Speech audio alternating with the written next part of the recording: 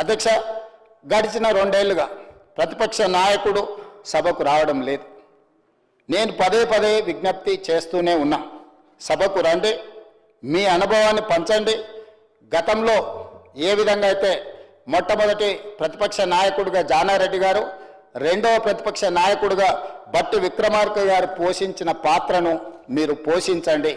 ఆనాడు మీరు మైకు ఇచ్చినా మైకు ఇవ్వకపోయినా, మీరు అవమానించినా, నించోవడానికి అవకాశం కూడా ఇవ్వకపోయినా వాళ్ళు ఓపిక సంయమనంతో ఈ ప్రభుత్వము, ఈ ప్రజలు మన కోసం పనిచేయాలి, ఈ ప్రజలు మాకు ఒక బాధ్యత ఇచ్చిండ్రు, వ్యక్తిగా మాకు అవమానం జరిగిన, వ్యక్తిగా మమ్మల్ని దూషించిన అది మాకు మాత్రమే బాధ కలుగుతుంది, కానీ ప్రతిపక్ష నాయకులుగా మేము ఈ చర్చలో పాల్గొనకపోతే 4 కోట్ల తెలంగాణ ప్రజలకు నష్టం జరుగుతుంది అని చెప్పి జానారెడ్డి గారైనా, మిత్రులు బట్టి విక్రమార్క గారైనా ఈ వేదిక మీద నుంచి ఎన్నోసార్లు అక్కడ కూర్చొని ఇక్కడ ఉన్న ముఖ్యమంత్రి గారికి ఆనాడు ఎన్నో సూచనలు సలహాలు ఇచ్చారు.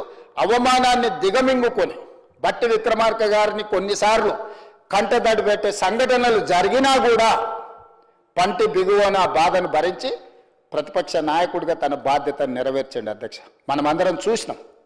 నేను సభలో 2014 నుంచి 2015 వరకు చూసిన, సభ బయట ఉండి 2018 నుంచి 2023 వరకు సభలో జరిగిన సంఘటనలకు సజీవ సాక్షిని. అధ్యక్ష, ఎప్పటికప్పుడు ఈ సభలో జరుగుతున్న చర్చలు కానీ, ఈ సభలో జరుగుతున్న ప్రక్రియ ఏమున్నదో నిశితంగా గమనిస్తూనే వచ్చిన. అధ్యక్ష, అందుకే ఈరోజు 40 సంవత్సరాల సుదీర్ఘమైన అనుభవం ఉన్న చంద్రశేఖరరావు గారు ప్రధాన ప్రతిపక్ష నాయకుడిగా, మళ్ళీ చెప్తున్నాను అధ్యక్ష, వారు ఎమ్మెల్యేగా, రాష్ట్ర మంత్రిగా, ఎంపీగా, కేంద్ర మంత్రిగా, తెలంగాణ ఉద్యమకారుడిని అని వారే చెప్పుకుంటుంటారు, తెలంగాణ సాధించిన వ్యక్తిగా వారే చెప్పుకుంటుంటారు, వచ్చిన తెలంగాణకు 2 సార్లు ముఖ్యమంత్రిగా పనిచేసిన అపారమైన అనుభవం ఉన్నది అని వారే చెప్పుకుంటుంటారు.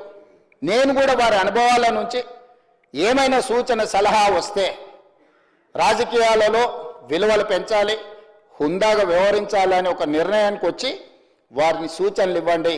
మీరెక్కడో బహిరంగ సభలు పెట్టి బహిరంగ సభలలో సంభాషించుకోవడం కాదు, సభకే వచ్చి మాకు సూచన చేయాలి.